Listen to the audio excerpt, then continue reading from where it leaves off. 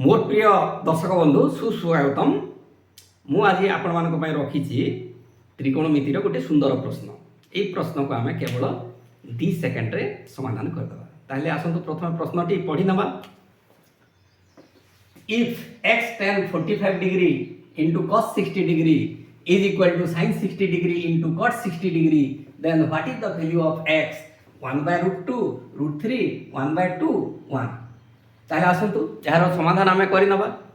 आमे कोन करथांते प्रकृति रे tan 45 degree cos 60 degree sin 60 degree cot 60 degree रो मान प्रयोग करथांते, तापर x रो वैल्यू आमे निर्णय करथांते। किंतु ए भଳି करबा नाही, आमे केवल tan 45 रो मूल्य प्रयोग कर दे कि यार आंसर कर दबा। ताहले आसतु प्रथमे tan 45 रो मूल्य आपण माने जानथि 1, x x हे गला, तापर इक्वल टू दे दियंतु cos 60 बाम पटे गुणन हेतला डाहाण पटे गले हरण हे जिवो। ताहले आमे ताको लिखिबा sin 60 बाय cos 60।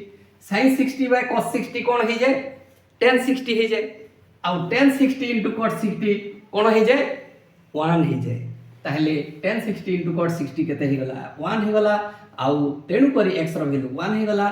आ ए 1 मूल्यटी हमरो डी ऑप्शन रे रहिछि, तेनु आंसर टी हमरो डी ऑप्शन। देखंतु केमती लागिला, निश्चित भाव भल लगी।